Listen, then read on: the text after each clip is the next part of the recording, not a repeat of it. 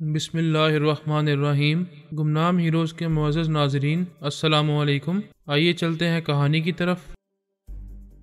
تم دشمنوں کی خیال خوانی کے لہروں کو چھینک مار کر باہر نکال دو گے، لیکن میں کیا کروں گی؟ تم بھی چھینک مارا کرو گی۔ ایک بار میرا نسخہ آزماؤ گی اور کامیاب ہو جاؤ گی تو پھر دشمنوں کی ٹیلی پیتھی سے خوف نہیں آئے گا۔ چلو میں مانتی ہوں کہ میں ایسا کروں گی، لیکن بیمہ کے کالے جادو سے بچنا بہت مشکل ہوگا۔ کالے جادو سے ہمیں خدا بچائے گا۔ تم کو پتہ نہیں ہے کہ ہمارے ایک بزرگ ہیں، انہوں نے مجھے دعائیں دی ہیں اور میری حفاظت کے لیے انہوں نے جس طریقے پر مجھے عمل کرنے کے لیے کہا ہے میں اس پر عمل کرتا ہوں۔ اس وقت تک کوئی دشمن مجھ پر غالب نہیں آ سکے گا۔ میں تمہاری بات کو تسلیم کرتی ہوں، لیکن یہ بھی ضروری ہے کہ جب کسی بزرگ کی مدد ہمارے ساتھ ہو تو ہمیں بھی اپنی ذہانت سے اور اپنی تدبیروں پر عمل کرتے ہوئے دشمنوں سے محفوظ رہنے کی کوششیں کرنی چاہیے۔ ایسا تو ہو نہیں سکتا کہ ہم یہ سمجھ لیں کہ ان بزرگ کی مدد ہمارے ساتھ ہے، لہٰذا ہمیں آگ میں یا کھائی میں چھلانگ لگا دینی چاہیے۔ یہ تو سراسر موت کو دعوت دینے والی بات ہوگی۔ آفریدی تھوڑی دیر تک سوچتا رہا، پھر بولا، حالات کچھ بھی ہوں ہمیں یہاں سے جانا ہے اور ویزا ضرور حاصل کرنا ہے۔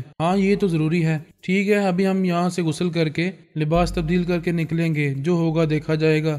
جب وہ جوہو کے ساحل والے بنگلے سے فرار ہوئے تھے تب بیمہ اس بنگلے کے ایک کمرے کے فرش پر سو رہا تھا۔ تقریباً 3 گھنٹے بعد الپا نے اس کے دماغ میں آ کر اسے جگایا، پھر پوچھا، میں نے تم سے کہا تھا کہ تھائی لینڈ کے کسی حاکم یا فوج کے اعلیٰ افسر کے دماغ میں جاؤ اور معلومات حاصل کرو کہ وہاں امریکی ٹیلی پیتھی جاننے والے اور نیلما اور اس کے ماتحت کیسی سرگرمیوں میں مصروف ہیں۔ میڈم میں نے معلومات حاصل کی ہیں، کل رات آپ کا انتظار کر رہا تھا، جب آپ نہیں آئی تو میں سو گیا۔ کام کی بات کرو۔ میں نے معلوم کیا ہے نیلما وہاں اب تک موجود ہے اور امریکی اکابرین کو نقصان پہنچا رہی ہے۔ اس نے بیزون کو ٹریپ کیا ہے، اس سے پہلے اس نے ان کے 2 ٹیلی پیتھی جاننے والے ماتحتوں کو بھی اپنا غلام بنا لیا تھا۔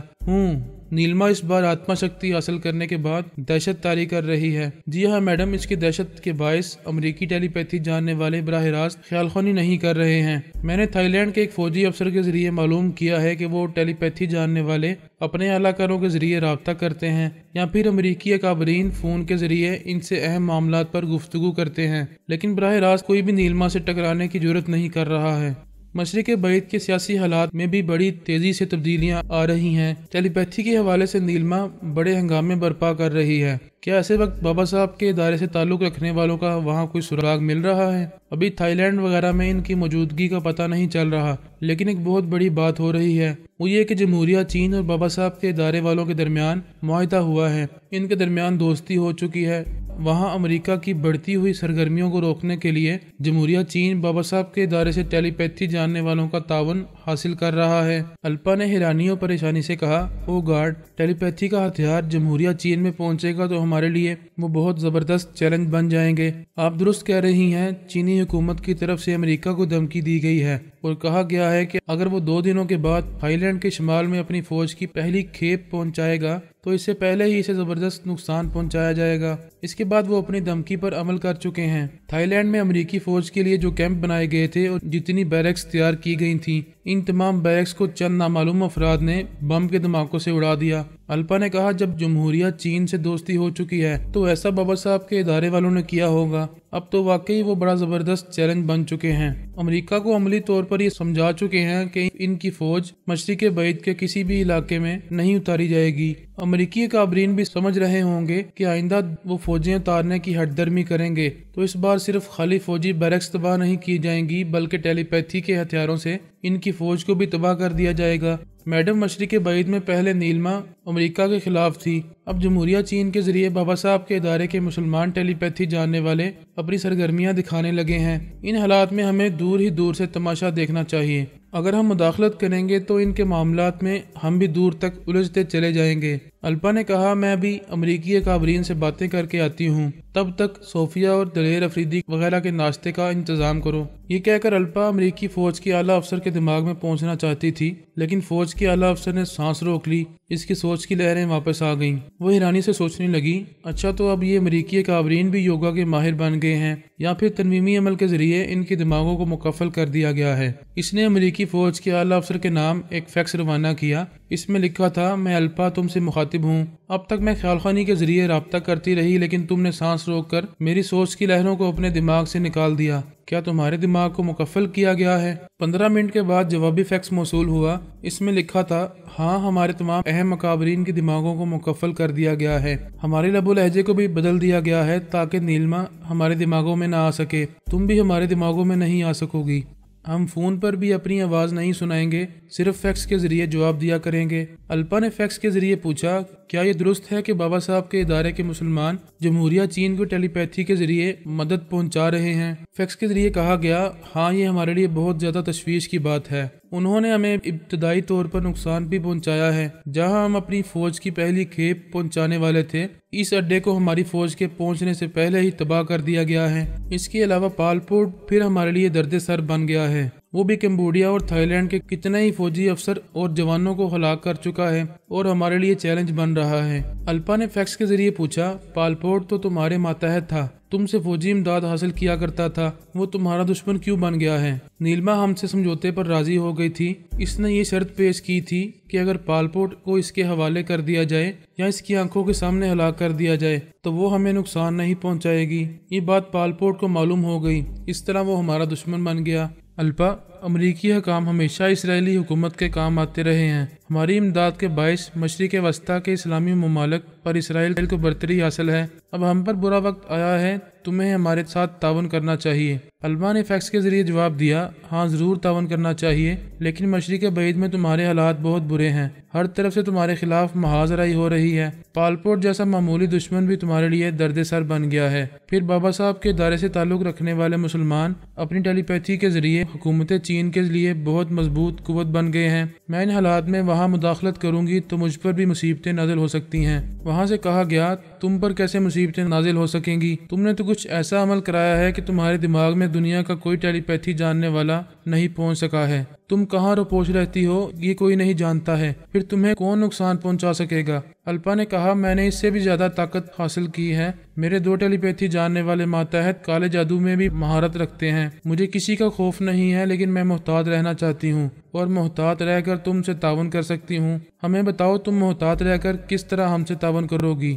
آپ کو سب سے پہلے یہ سوچنا چاہیے کہ جمہوریہ چین اور مسلمانوں کا اتحاد کس طرح ختم کیا جائے۔ بابا صاحب کے ادارے اور جمہوریہ چین کے درمیان اگر معاہدے پر عمل نہ ہو سکے تو ایک بہت بڑا محاذ کمزور پڑ جائے گا۔ تم درست کہتی ہو، ہمیں اس محاذ کو سب سے پہلے کمزور بنانے کی کوشش کرنی چاہیے، لیکن ہم کھل کر فرحات اور اس کی ٹیلی پیتھی جاننے والوں کے خلاف کچھ کرنا نہیں چاہتے۔ اس سے پہلے بہت کچھ کر کے بہت نقصان اٹھا چکے ہیں، میں جانتی ہوں، لیکن در پردہ ان کے خلاف محاذ رائی ہو سکتی ہے اور ایسا تم بھی کر سکتی ہو۔ مجھے یہ بتایا گیا ہے کہ بابا صاحب کے ادارے والے صرف خیال خوانی کے ذریعے چینی اکابرین سے رابطہ کر رہے ہیں، یا دونوں کے افراد ایک دوسرے کے پاس آتے جاتے ہیں، اور اگر آتے جاتے ہیں تو چینی باشندوں کو فرانس میں داخل ہونے کی اجازت کیوں دی جا رہی ہے؟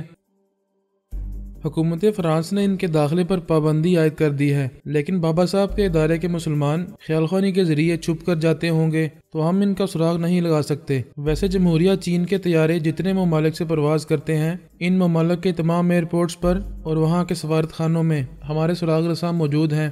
ہماری خفیہ ایجنسی بھی ایسے لوگوں کی ٹو میں رہتی ہے جو خفیہ طریقے سے سفر کرتے ہوئے جمہوریہ چین کی طرف جانا چاہتے ہیں۔ یہ طریقہ کار بہت اچھا ہے، اس طرح چھپ کر جانے والے نظروں میں آ سکتے ہیں۔ میں تمہارے معاملات پر غور کر رہی ہوں کہ مجھے کس طرح تمہارے ساتھ تعاون کرنا چاہیے۔ 1 گھنٹے بعد دوبارہ فیکس کے ذریعے رابطہ کروں گی۔ اس وقت میں چاہوں گی کہ مجھے ان تمام سراغ رسانوں کے دماغوں میں پہنچایا جائے جو جمہوریہ چین کے طیاروں اور ان کی سفارت خانوں کی نگرانی کر رہے ہیں۔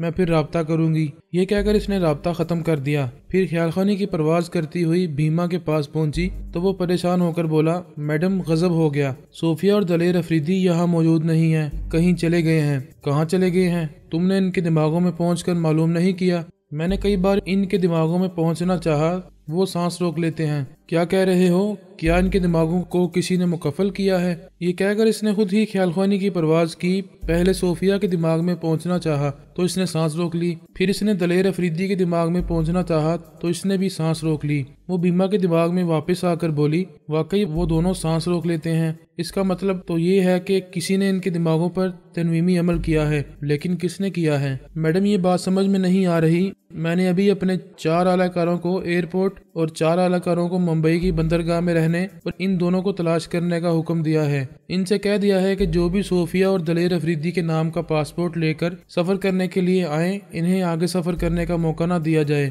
کسی طرح انہیں ٹریپ کیا جائے۔ یہ تم نے اچھا کیا ہے، لیکن وہاں دوسری چھوٹی بڑی بندرگاہیں بھی ہیں، وہ وہاں سے بھی فرار ہو سکتے ہیں۔ پھر یہ کہ وہ ہائی وے کے راستے دوسرے شہر جا کر دلی وغیرہ پہنچ کر وہاں کے ایئرپورٹ سے سفر کر سکتے ہیں اور اس ملک کو چھوڑ سکتے ہیں۔ انہیں تلاش کرنے کے لیے درجنوں نہیں بلکہ سینکڑوں اہلکاروں کی ضرورت ہوگی، اور یہ اتنی جلدی ممکن نہیں ہے کہ ہم اتنے اہلکار پیدا کر سکیں۔ وہ بھی ممبئی سے باہر نہیں گئے ہوں گے، انہیں اسی شہر میں کسی طرح روکنے اور تلاش کرنے کی کوشش کی جائے۔ میں ایک رینٹڈ کار لے کر ان کی تلاش میں جا رہا ہوں، آپ بھی خیال خانی کے ذریعے انہیں تلاش کر سکتی ہیں۔ پھر نارنگ بھی آپ کا غلام بن چکا ہے، آپ اسے بھی حکم دیں کہ وہ صوفیہ اور دلیر افریدی کو ممبئی شہر میں تلاش کرے اور شہر سے باہر جانے کا موقع نہ دیں۔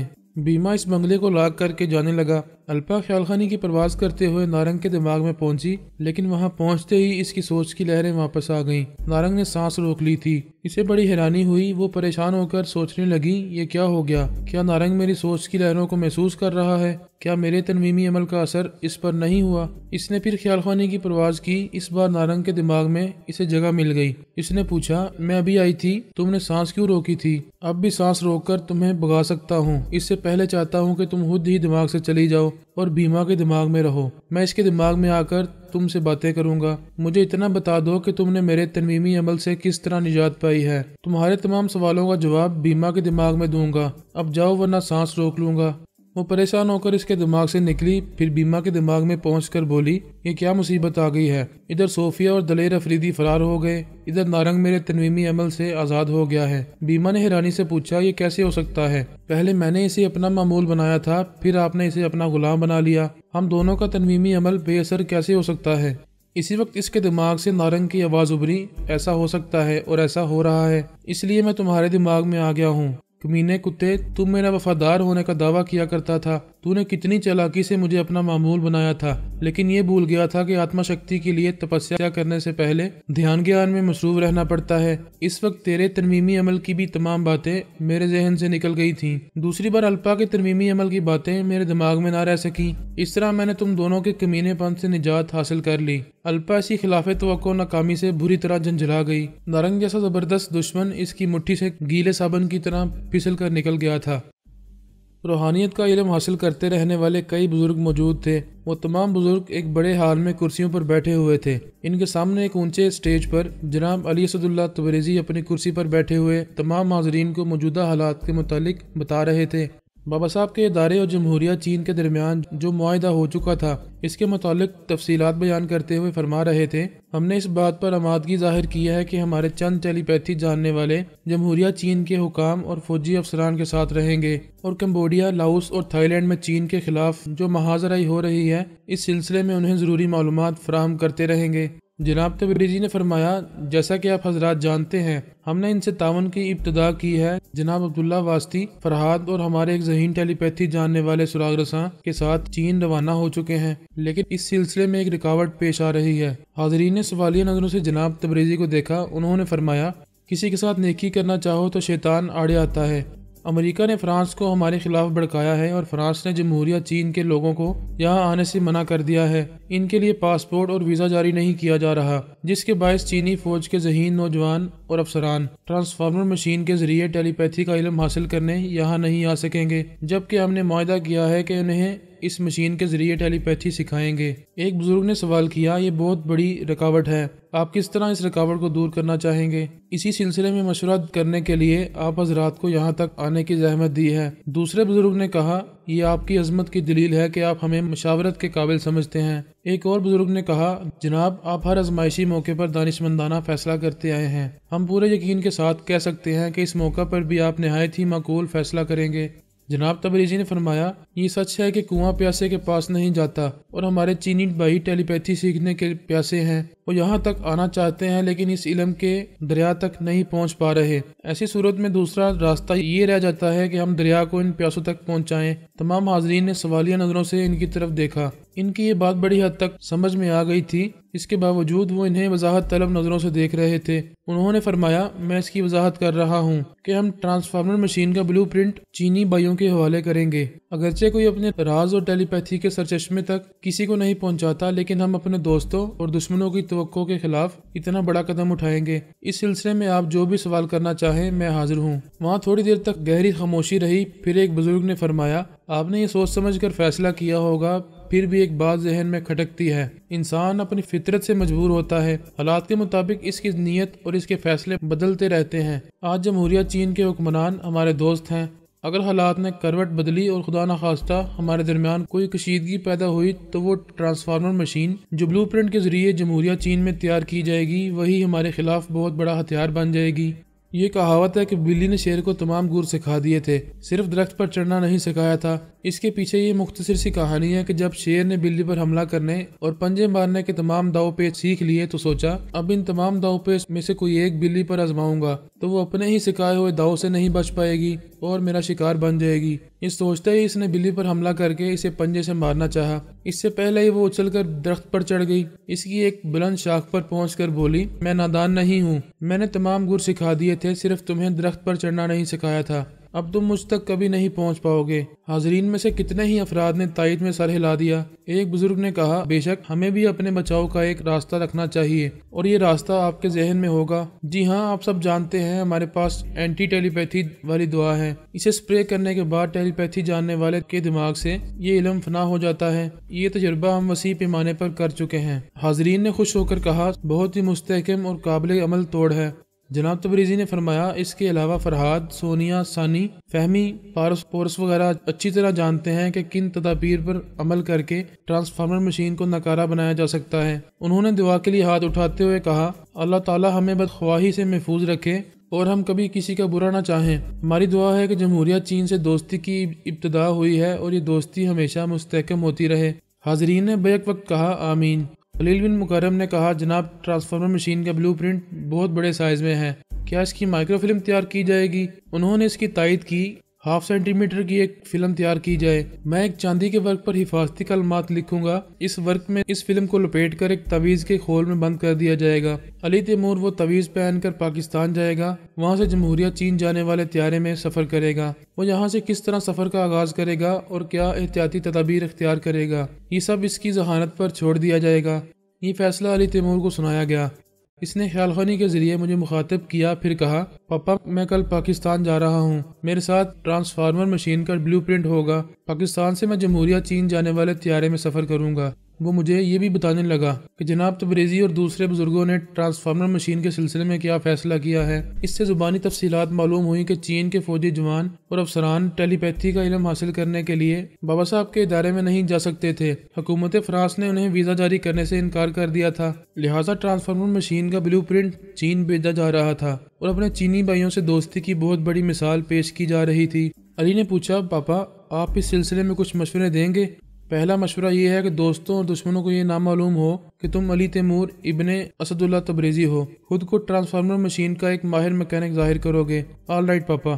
جب مجھے یہ ذمہ داری سونپی گئی تو اسی وقت میری چھٹی اس نے کہا، خطرات پیش آ سکتے ہیں، اس لیے مجھے سفر سے پہلے بھی احتیاطی تدابیر کرنی چاہیے۔ بے شک یہ ضروری ہے، طیارے کی پرواز سے پہلے اسے اچھی طرح چیک کیا جاتا ہے۔ چیک کرنے والے کسی افسر کے دماغ پر قبضہ کرو اور اس کے ذریعے ایک پیراشوٹ، ایک چھوٹا آکسیجن سلنڈر، ایک لمبے پھل والا چاقو اور سردی سے محفوظ رکھنے والا ایک مخصوص لباس طیارے میں پہنچا دو۔ میں آپ کی ہدایت پر عمل کروں گا، لیکن یہ بتائیں آپ کیا سوچ کر مجھے یہ چیزیں ساتھ لے جانے کا مشورہ دے رہے ہیں؟ میں نے کہا، جمہوریہ چین کا کوئی بھی طیارہ جس ملک سے بھی پرواز کرتا ہے وہاں دشمن ممالک کے سراغ رساں خفیہ طور سے اس طیارے کی نگرانی کرتے ہیں اور یہ معلوم کرنے کی کوشش کرتے ہیں کہ اس طیارے میں کتنے افراد جا رہے ہیں، ان افراد کا تعلق کن ممالک سے ہے اور وہ جمہوریہ چین کیوں جا رہے ہیں۔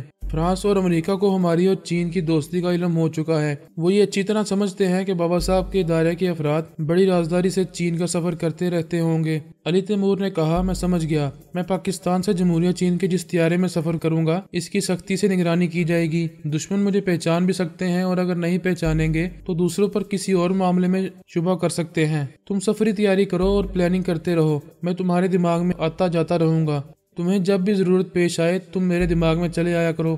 علی تیمور سفر کی تیاریاں کرنے لگا۔ میرے اور امریکی اکابرین کے درمیان یہ طے پایا تھا کہ اب ہم نہ ایک دوسرے سے دوستی رکھیں گے اور نہ ہی دشمنی کریں گے۔ میں اپنی اس بات پر عمل کر رہا تھا، نہ امریکہ کا رخ کر رہا تھا اور نہ ہی ٹیلی پیتھی یا اپنے فیملی ممبرز کے ذریعے انہیں نقصان پہنچا رہا تھا۔ لیکن اب اس کا کیا کیا جائے کہ جمہوریہ چین سے ہونے والی دوستی انہیں دشمنی لگ رہی تھی۔ دوسری جنگ عظیم میں چینی جنگجو باشندوں کو زرد بخار کہا جاتا تھا۔ وہ بہت خطرناک سمجھے جاتے تھے، لیکن یہ کوئی نصف صدی پہلے کی بات تھی، اب پرانی ہو چکی ہے۔ لیکن چین سے ہماری دوستی کے باعث امریکی اکابرین اس پرانے زرد بخار میں مبتلا ہو رہے تھے۔